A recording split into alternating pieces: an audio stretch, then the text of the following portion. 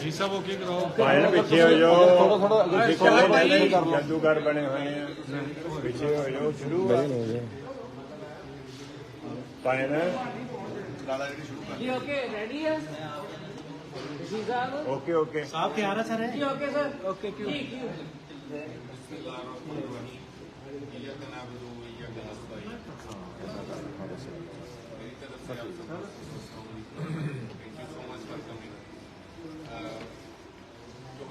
के हल्का NA-106 से खालिद नवाज, PP-122 से कावशियर खान गाजी साहब और PP-121 से सैदी साहब मौजूद हैं यहाँ पे।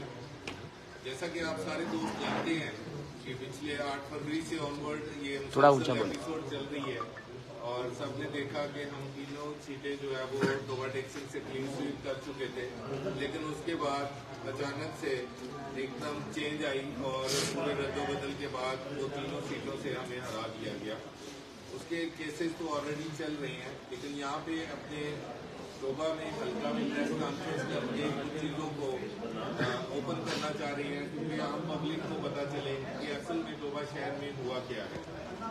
यहाँ पे आप सबने देखा कि हम लोग के 7,000 की 6,000 की लीड से जीत रहा था। काबुल शेख साहब जो है वो 1700 की लीड का डिक्लेयर कर दिया गया और सैदी साहब जो है वो 4,000 की लीड से जीत रहे थे, लेकिन उनको 49 वोटों से हरा दिया गया।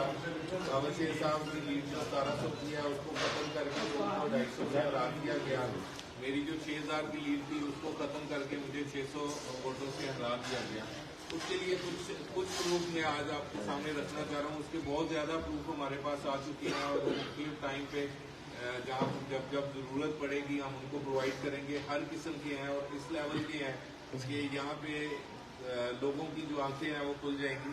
कोई भी कोर्ट उसको डिनाई करने की पोजीशन में नहीं रहेगी। अभी हमने सिर्फ पहले स्टेप पे सिर्फ फॉर्म 45 जो है वो election commission of Pakistan Islamabad में जमा कराए हैं, जहाँ पे आप सबको पता है कि फैसला जो है वो आर्गूमेंट कंप्लीट होने के बाद महफूज कर लिया गया है। तो अभी कुछ चीज़ें मैं आप लोगों को दिखाना चाह रहा हूँ। ये है फॉर्म 45 है। मेरे 432 पोलिंग स्टेशन में से 17 पोलिंग स्टेशन ऐसे हैं जो फॉर्म 48 जब इन्होंने जो जारी किया है जो उसमें इन्होंने चेंजेस किए हैं।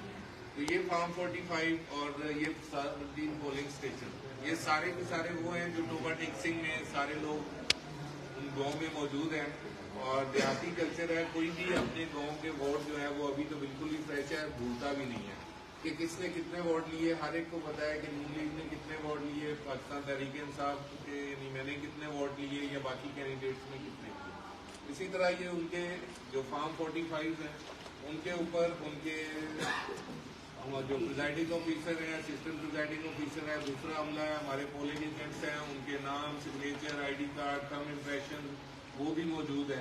और कोई गांव के आम लोग हैं, ये तो ज़्यादा तो लंबी भी बात नहीं है। 17 पोलिंग स्टेशन है और यही टोबा टेक्सिंग के लोग हैं, हर गाँव के लोगों को पता है।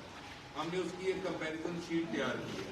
मैं सिर्फ आपको जल्दी से ये कंपेरिजन शीट मैंने वैसे आप लोगों के साथ शेयर कर दूंगा, लेकिन यहाँ भी मैं सिर्फ आपको पढ़ के सुनाना चाह रहा हूँ कि हुआ क्या है, किस तरह से ये मदारी का शो हुआ है और अचानक से रिजल्ट जो है वो बदल ही गए हैं। बचपन से हम लोग मदारी का शो तो देखते थे, लेकिन प्रैक्टिकल लाइफ में और कौम के साथ टोबा टेक्सिंग की आवाम के साथ इतना खुलेआम मजाक पहली बार देखे। यहाँ भी जनाब मैं पोलिंग स्टेशन नंबर और गाँव के नाम और डिफरेंस बता दूंगा।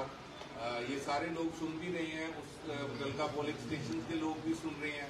मेरे पास वहाँ के सारे दोस्तों के एफिडेविट भी आ चुके हैं, उनके वीडियो बयान भी आ चुके हैं। वो जहाँ पे ज़रूरत होगी वहाँ पे पेश करेंगे। उसके अलावा भी बहुत सारी चीज़ें RO ऑफिस से भी हमें रिसीव होती रही हैं टाइम टू टाइम, वो भी सारी महफूज हैं।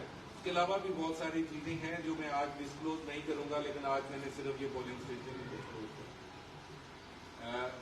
पोलिंग स्टेशन नंबर है जी 122, government boys elementary school 296 दाहबे Toba टेक्सिंग।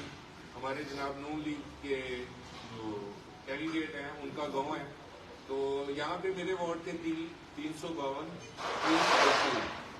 और उनके वार्ड थे 523। यहाँ पे उन्होंने 400 का एडिशन मारा है जनाब। चौके छक्के सुनते थे, ये 4-4 100 के छक्के लगे हैं। 923 वोट कर दिए गए हैं। जो हमारे पास फॉर्म 48 है उसके मुताबिक उन्होंने जो अपग्रेड करके वो कर दिया। उसके बाद है जी polling station 143 government girls high school 302 गाफे टोबा टेक्सी घटीचक। इसमें 3-4 पोलिंग स्टेशन थे, इनमें ये 143 पोलिंग स्टेशन का रिजल्ट बता रहा हूँ जिसमें चेंजेस की गई है। मेरे थे वहाँ पे 584 और इनके थे 300। इन्होंने यहाँ पे फिर अगेन 399 का एडिशन मारा है और 699 कर दी। उसके बाद है जी polling station 158 government girls elementary school 409 जीवे टोबा टेक्सिंग कंबाइन। यहाँ पे मेरे वोट थे 308, उसको कम कर दिया गया, 208 कम करके 108 कर दिए गए हैं। इनके वोट थे 331, वहाँ पे उसने 831 कर दिए गए हैं, 500 का एडिशन कर दिया है। मेरे 200 कम कर दिए हैं, अपने 500 बढ़ा दिए, मतलब 700 वोटों का एक पोलिंग स्टेशन पे रिजल्ट कर दिया।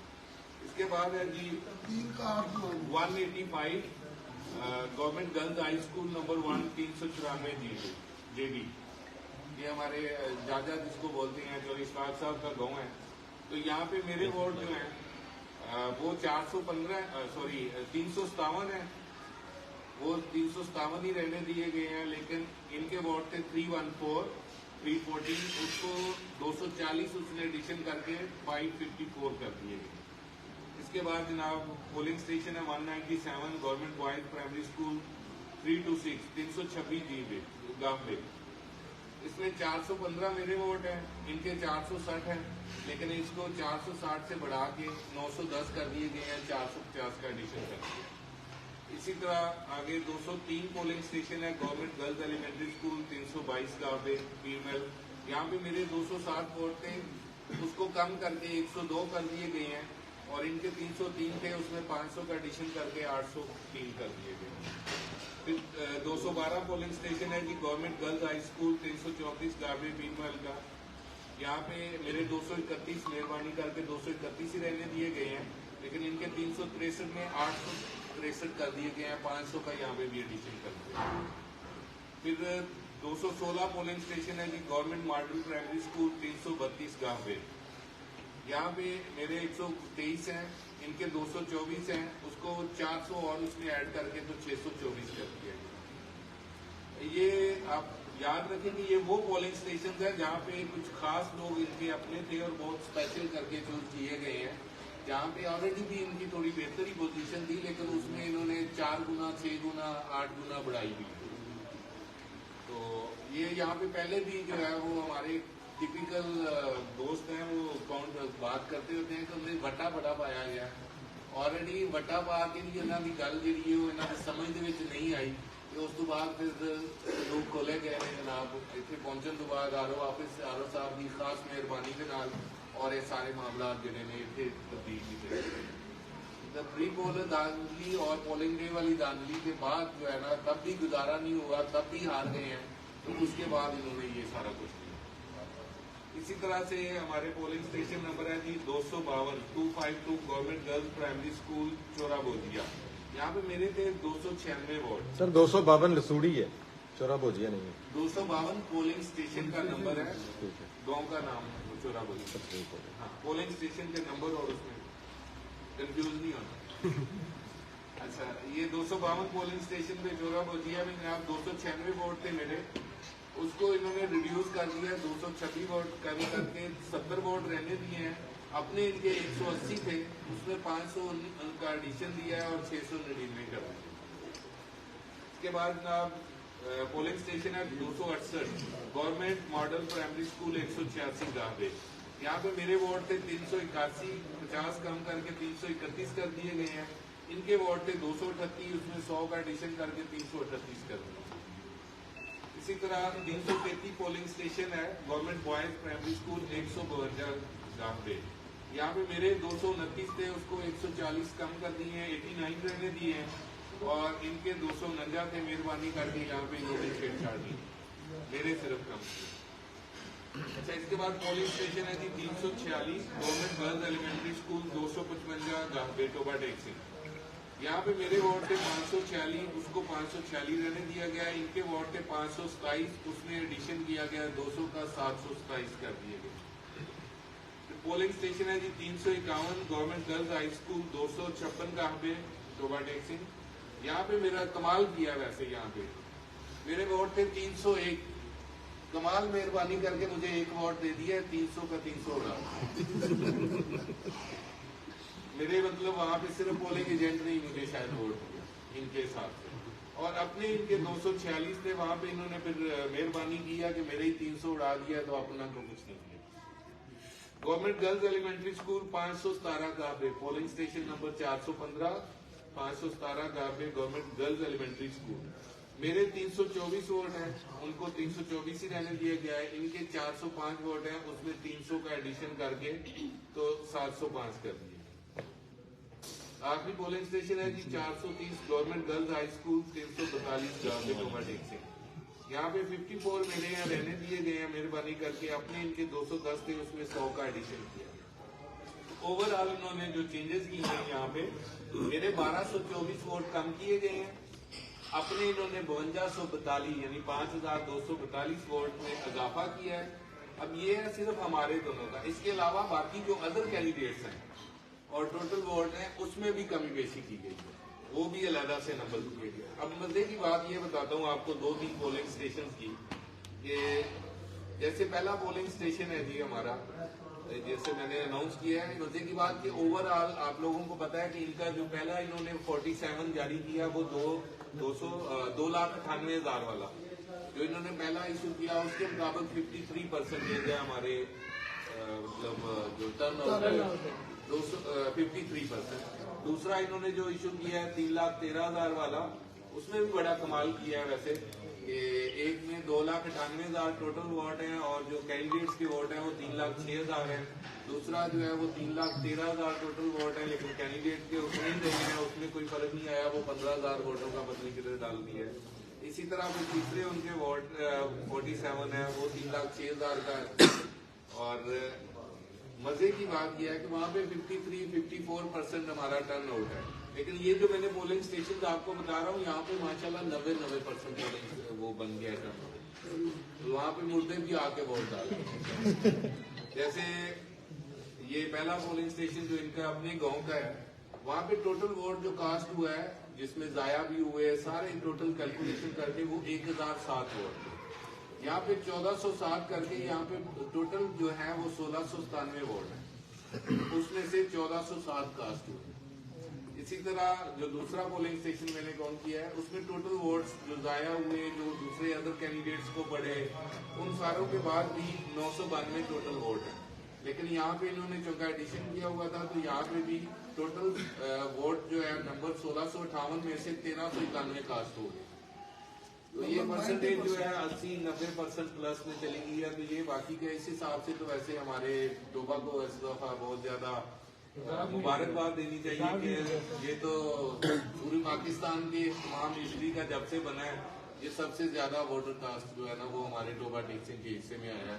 तो हम सब इसके मुबारकबाद के मुस्तक हैं, आप भी और मैं भी, क्योंकि ये मतलब हमारे लिए बड़ी खुशहाल बात है। तो ये आप लोगों ने देखे हैं, मैं ये सारी चीजें आपके साथ सोशल मीडिया पे शेयर भी कर रहा हूँ। इनका फॉर्म 48 भी और जो फॉर्म 45 हमारे पास कंप्लीट मौजूद है।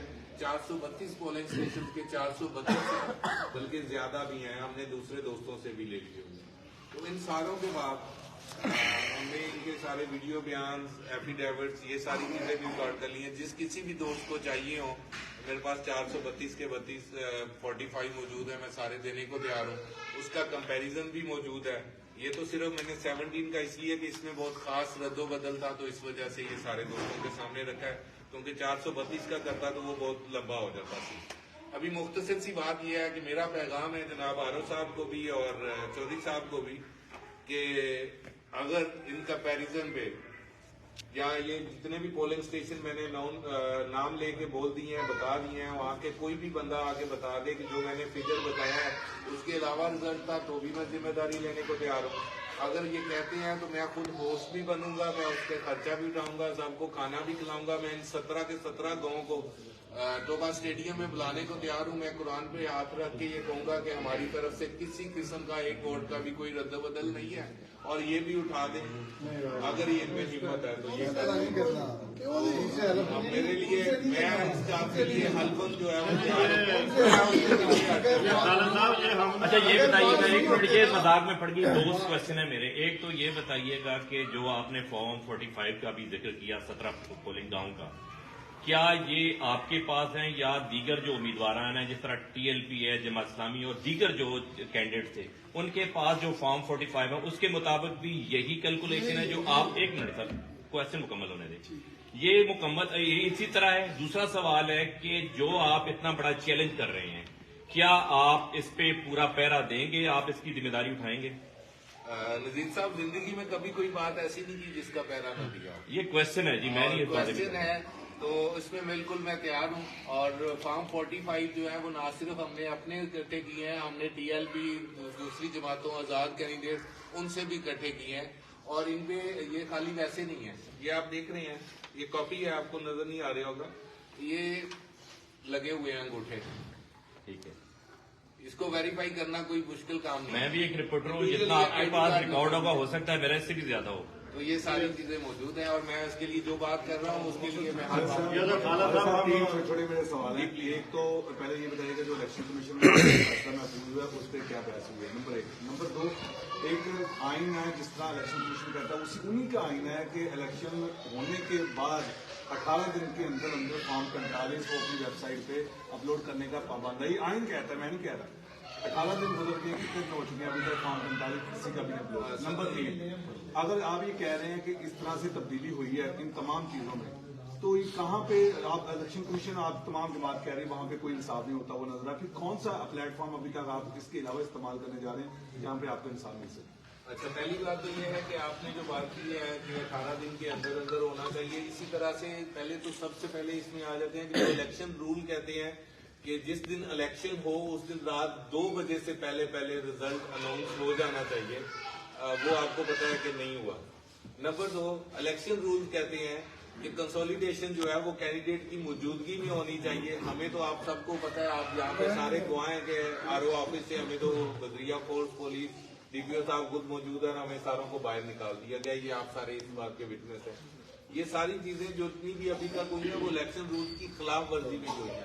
इसी तरह इलेक्शन रूल में बड़ा क्लैरिटी के साथ जो आपने तीसरा क्वेश्चन किया, आर्गूमेंट किया हुआ है, उसमें ये भी है कि 47 जो है उसमें कोई भी गलती वो उसकी गुंजाइश नहीं है। तो वो ऑलरेडी हमारे तो मजाक बना हुआ है कि वहाँ पे 3 47 इशू हो चुके हैं। तो यहाँ पे आप उम्मीद फिर भी है, ऐसी बात नहीं है, उम्मीद अल्लाह से भी है, उम्मीद हमारी अदालतों से भी है कि वो किस हद तक जाएंगी कि जब इतने क्लैरिटी के साथ प्रूफ उनको प्रोवाइड कर दिए गए हैं, एविडेंस उनको दे दी गई हैं, और भी बहुत सारी वीडियोस वहाँ पे प्रोवाइड की गई हैं, जो ये सारे काम हो रहे हैं उनकी उस वक्त की वीडियोस भी उनको प्रोवाइड कर दी गई हैं। तो वो कौन कौन से जो एविडेंस है जिसको जुटलाएंगे, हमें पूरी उम्मीद है जनाब। खुदा ना खास्ता वहां से नहीं आएगा तो इलेक्शन ट्रिब्यूनल में जाएंगे, हाई कोर्ट में जाएंगे, सुप्रीम कोर्ट में जाएंगे, जो भी हमारे लीगल प्लेटफॉर्म है हम हर एक पे जाएंगे। हम अपना हक मांग रहे हैं, और ये सबसे बड़े प्लेटफॉर्म जिस वक्त हम पब्लिक के सामने आके बैठे हैं, तो इसलिए मैं आके बैठा हूँ कि हमारी पब्लिक को, उनको पता हो कि उनके साथ क्या किया गया है और किसने किया है। अखलाकी जुर्रत कुछ एक लफ्ज बहुत अच्छी सी टर्मिनोलॉजी में यूज होता है, तो ये हर एक में नहीं होती। जिसमें होती है वो आपने देखा है कि जिन लोगों को जबरदस्ती जितवाया भी गया तो उन्होंने भी आके जवाब दे दिया कि नहीं हम हारे हुए हैं, हम ये जीत नहीं लेंगे। तो उन्होंने अपनी सियासत भी बचा ली, अपनी इज्जत भी बचा ली, और उन्होंने अखलाकी जुर्रत का मुजाहरा किया।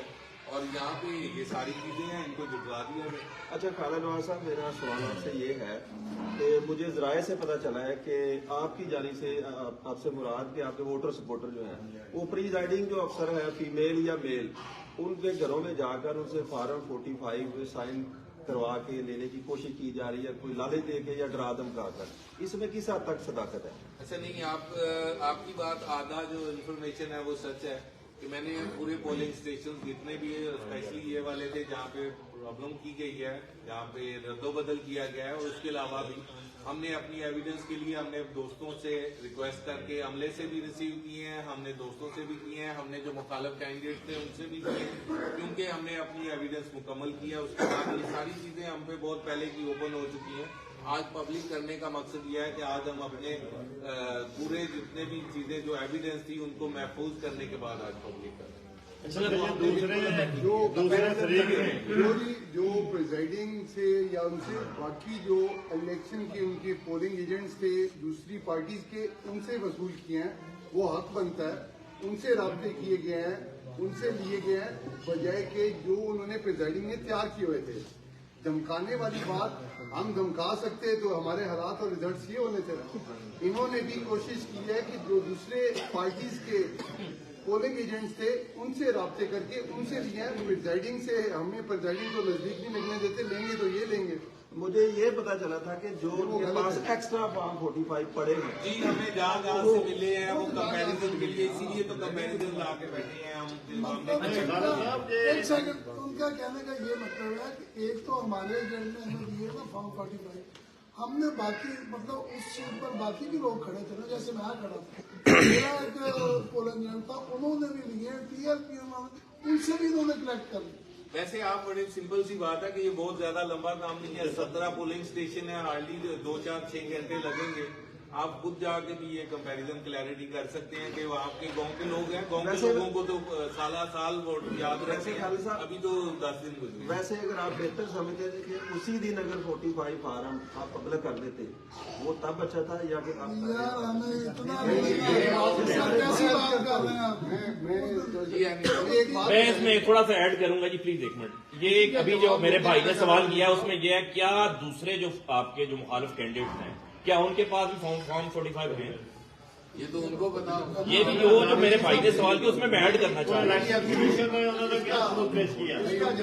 तनवीर साहब, आप भी तो कैंडिडेट थे, आपके पास फॉर्म 45 के साथ क्या रिजल्ट है? सर मेरे पास जो 45 मुझे मिले ना, तो मैंने सारे खालिद भाई को दे दिए। देखिए, एक तो इनका पोलिंग एजेंट था, एक मेरा था। जो मैंने अपने पोलिंग एजेंट और पूरे हल्के में मिलाया, तो जो मेरे पास थे, हमारे पास डबल एविडेंस है, ठीक है। दूसरा एक ट्रिपल, दूसरा साहब भाई ने क्वेश्चन किया है कि उधर आर्गूमेंट्स में उनके वकील ने क्या आर्गू किया, ये साहब भाई का। देखिए जी, हमारे वकील ने कैटेगरी करीब हमारे पास 347 फॉर्म थे, 3। हमने तीनों का कट्टा छटा, बाबर वाल साहब वकील थे उनके, उन्होंने तीनों को बिल्कुल उनको ना छाल के रख दिया इलेक्शन कमीशन। इलेक्शन कमीशन के पास उसका कोई जवाब नहीं था। उन्होंने उनके वकील से पूछा कि भाई आप इन तीनों, ये 3 फॉर्म 47 है, आप इसको क्या डिफेंड कर रहे हैं?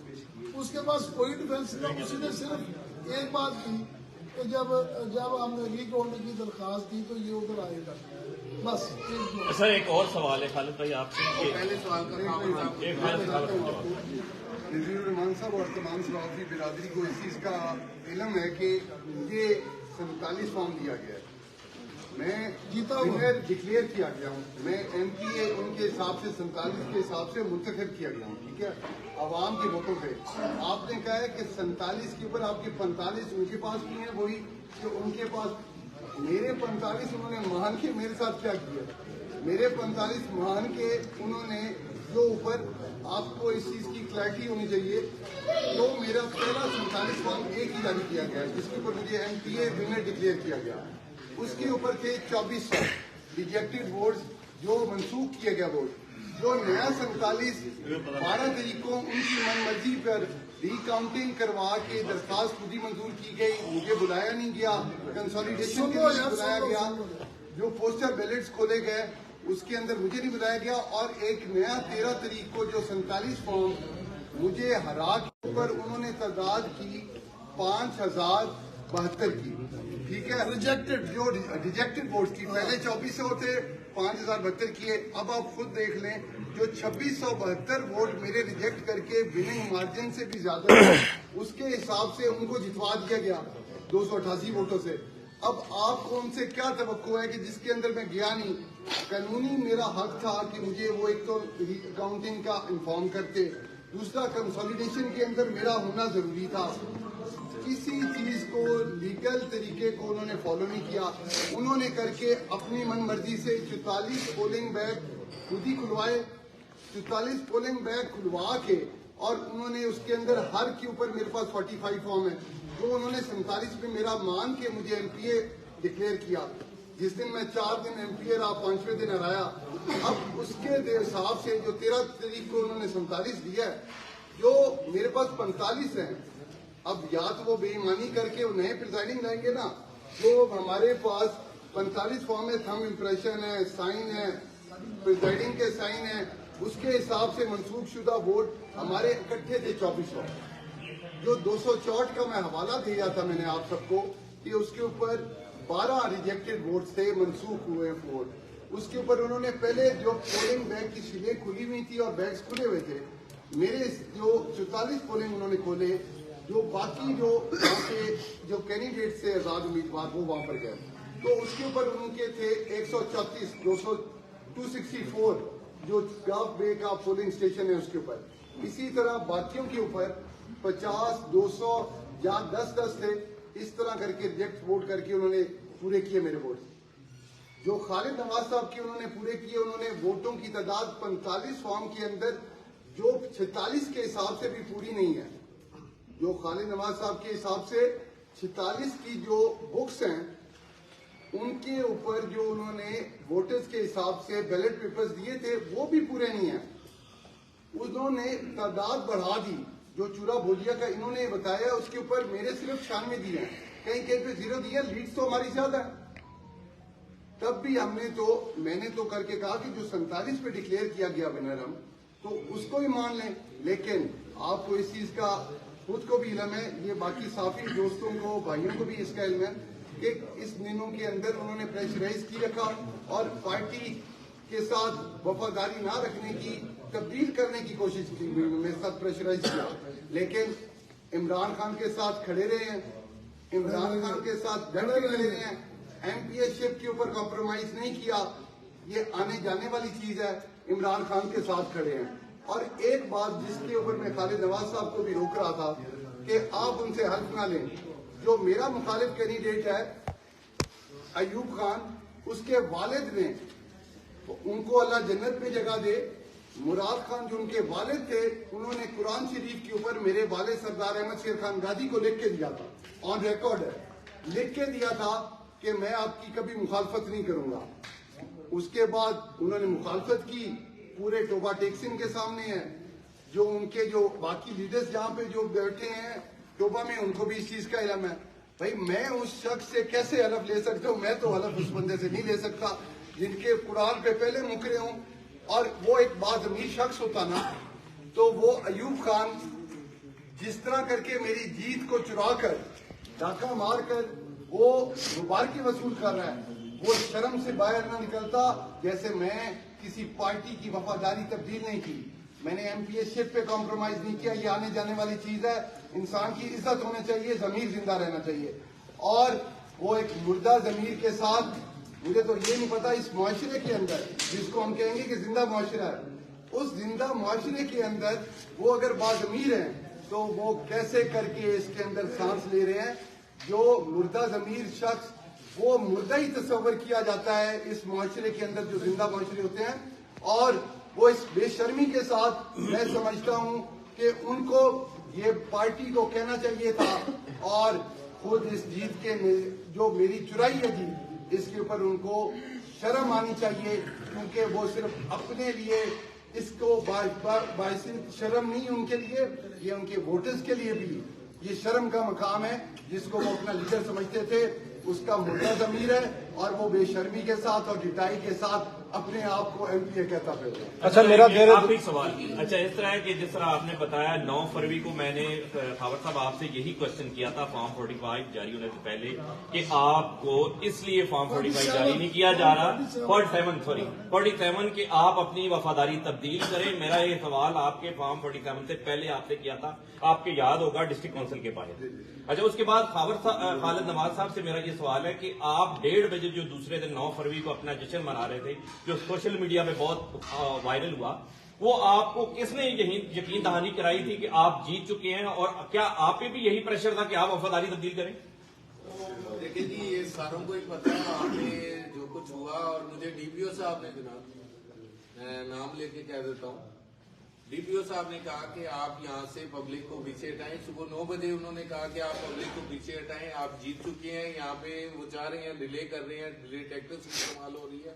आपसे कोई गलती हो जाएगी, आपकी इतनी बड़ी मतलब आवाम कटी हुई है, उनसे कोई गलती हो जाएगी तो ये आपके लिए मसला क्रिएट हो जाएगा। आप जीत चुके हैं, आपका रिजल्ट कंपाइल हो रहा है, कंप्लीट हो रहा है, ऑलरेडी चीजें फॉर्म बन रहा है, तो आप प्लीज इंतजार करें, थोड़ा पब्लिक को मूव करें। मैंने मूव किया, उन्होंने दोबारा फिर जब पब्लिक ज्यादा कटी होगी उन्होंने फिर मुझे मैसेज भेजा कि आप जीत चुके हैं जनाब, और आप मेहरबानी करें थोड़ा सा और भी आधा घंटा इंतजार कर लें, आपको फॉर्म 47 दिया जा रहा है, आप इंतजार करें।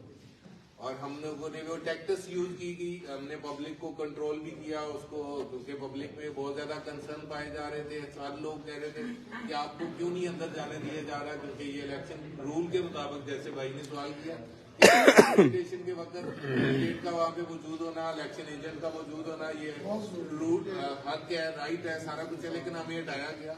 और वही हमारे साथ दिमाग में पेशेंट इसी वजह से कह रहे थे ना, 45 फॉर्म के हिसाब से जो प्रिजाइडिंग से और चकूक में से जो रिजल्ट आए थे उससे जीत चुके थे ना, उसके जीत चुके थे। अच्छा सिर्फ हमें अंदर से था, नहीं तो रिजल्ट के हिसाब से 5200 वोट ਜਿਹੜੇ ਉਹਨਾਂ ਨੇ ਜ਼ਿਆਦਾ ਕੀਤੇ ਆ ਤੇ 1200 ਤੁਹਾਡੇ ਜਿਹੜੇ ਉਹਨਾਂ ਨੇ ਖਰਾਬ ਕੀਤੇ। ਆਇਆ ਪੀਪੀ 121 ਤੇ ਪੀਪੀ ਜਿਹੜੇ 222 ਹੈ ਨਾ, ਤੁਸੀਂ ਆਪਸ ਵਿੱਚ ਕੀਤਾ ਵੀ ਉਹ ਕਿੰਨੇ ਵੋਟਾਂ ਨੇ? जी, उसमें भी ये भी एक बड़ी इस्तफा है कि दोनों पीपीज के वार्ड मिलाते हैं आप सूबाई असम्बली के, तो वो उसमें और नेशनल असम्बली के वार्डों में भी एक बड़ा वाज़ेह फर्क डाला गया है।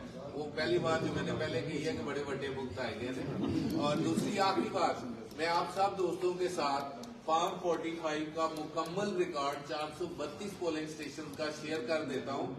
मैं ओपनली कहता हूँ कि आप वो सारे पोलिंग स्टेशन में बार बार कहता हूँ, मैं गाँव का बंदा हूँ, हमें पता है आप भी सारे स्टेशन का रिजल्ट नहीं बोला। हर बंदे को पता है कि उसके पोलिंग स्टेशन पे रिजल्ट क्या है। मैं पूरा फॉर्म 45 का मुकम्मल रिकॉर्ड आपके साथ शेयर कर देता हूँ। आप अपनी सोशल मीडिया एक पोलिंग स्टेशन से कोई एक गांव के बंदे आके आपको बता दें कि ये रिजल्ट नहीं, वहाँ पे तो कुछ और था, तो मैं उसका अच्छा जी, मेरे 2 सवाल हैं। पहला सवाल ये है कि आपने वैसे तो मुबैना धांधली जो है वो तकरीबन पूरे हल्के में हुई है, आपने 17 को स्पेसिफाई किया है।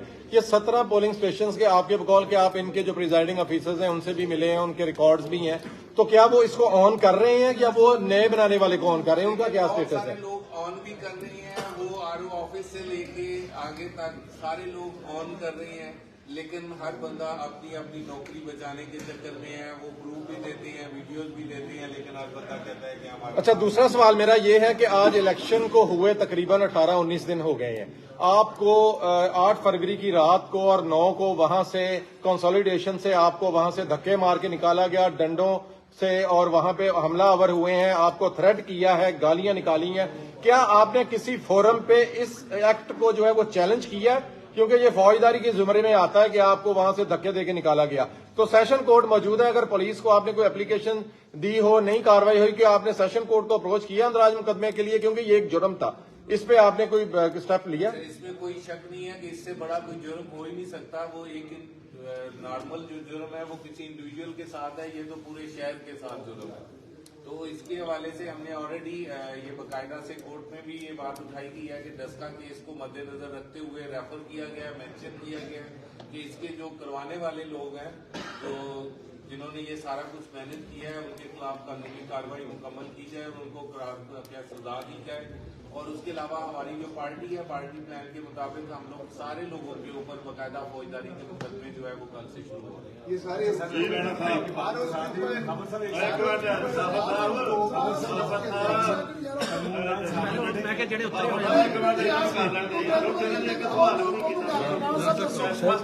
अच्छा सर, मैं कह रहा कि कोई थोनू हजे भी कोई ऐसी होप है कि कोई ऐसी ताकत थोनू रात ਨੂੰ ਕਵੇ ਕਿ ਯਾਰ ਸਾਡੇ ਜਿਹੜੇ ਆਰਓ ਸੀ ਉਹਨਾਂ ਦਾ ਮੈਥ ਜਿਹੜਾ ਸੀ ਉਹ ਬਹੁਤ ਕਮਜ਼ੋਰ ਸੀ ਕਿ ਅਸੀਂ ਮਾਜ਼ਰਤ ਕਰਦੇ ਹਾਂ, ਤੁਸੀਂ ਕੋਈ ਐਸੀ ਹੈ ਤੁਹਾਡੇ ਕੋਲ?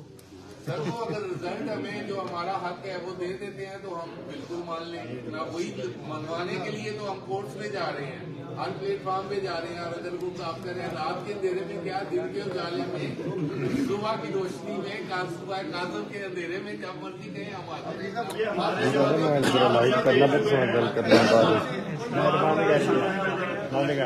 तनवीर साहब, अच्छा वहाँ पे बड़ा मुजाहिदा देगा ये फार्म 45 एक मिनट बात सुनो। फार्म 45 में अगर आप गलत बयानी करते हैं, कोई गलत इस्तेमाल करते हैं, लफ्ज का इस्तेमाल 3 साल केड़ा कानून अगर इतनी जबरदस्त ज्यादा गलतियां हुई हैं तो आपको वहाँ पे इंसाफ नहीं मिल रहा। कम से कम सेशन कोर्ट नहीं ऐड करना है, मुझे सवाल एक ऐड करना है तनवीर साहब, उसका भी जवाब आप नहीं देना है, सवाल मैं ही कर रहा हूँ। अच्छा, आरओ के पास मैं PP 122 का कैंडिडेट था, खालिद साहब एमएनए के कैंडिडेट थे, सैदी साहब कैंडिडेट थे। क्या हमें हक हासिल है? आप अपने कानूनी पॉइंट से बताइएगा कि आरओ के पास हम सारे अमल को खुद निगरानी कर सकते हैं, ये हमारा कानूनी हक है कि नहीं है, ये भी बता दें इनको। तो अमल तो इनके ऊपर सारे करके इलीगल किए हैं, तो इनके ऊपर दबाव तो बहुत लगती है। जो अंदर में मजबूदार शख्स है उसके खिलाफ भी कार्रवाई करेंगे। अच्छा, आपके सवाल का जो जवाब ये है कि जो फॉर्म 45 है, अब उसकी बात करते हैं। फॉर्म 45 एक तो हमारे पास उनके साइन शुदा तमाम पोलोमिनेंट्स के साइन और उस पर जो रिटर्निंग ऑफिसर है वो बनाता है, उसके साइन हमारे पास मौजूद है। उसके मुकाबले में उन्होंने फॉर्म 45 कोई नहीं बनाया है, ना वो बना सकते हैं। उन्होंने जो भी इस पे रिगिंग की है वो फॉर्म 47 से जा दी। उन्होंने उधर से प्लस माइनस किए, देखा अब इनका एक जगह पर वोट है 300, उसका वोट है 310, उसको 810 कर दिया, 3 कार्ड बना दिया। ये जो भी उन्होंने की है रिगिंग वो फॉर्म 47 में की है, और रिगिंग इतनी मतलब भोंडे तरीके से की गई है कि जो सारा फॉर्म 47 है उसके जो अगर आप उसको प्लस करें सारे को, ये जो कास्ट शुदा वोट है, जो मुझे डाले गए वोट है, जो मेरे मुखालिफ को डाले गए, जो मेरे जो रिजेक्टेड वोट है, उनकी आपस में सबकी जमा तफरीक मिलती नहीं। मतलब अगर जमा करें तो 10-15 हज़ार वोट उसमें से एक्स्ट्रा निकल जाते हैं। टोटल कास्ट शुदा वोट है 3 लाख समथिंग, लेकिन जो तो उन्होंने हमें शो किया वो है 3,20-25 हज़ार। मतलब उनका जो शो करते हैं फार्म, उसमें भी उन्होंने इंतहाई उजरत में और इंतहाई बेवकूफाना अंदाज में वो फार्म बनाया। आखिरी सवाल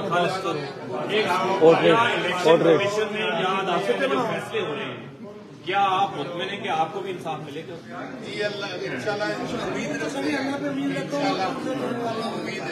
में दुनिया कायम है सर, इंशाल्लाह। Thank you so much. यार वो पूरे मैक पे आ छोटा ਇਹਦੇ ਨਾਲ ਓਏ ਫੁੱਦੂ ਇਹਦੇ ਨਾਲ ਦਾ ਚੱਕ ਮੋਟੀ ਕਿਤਨਾ ਬਣਾਉਣਾ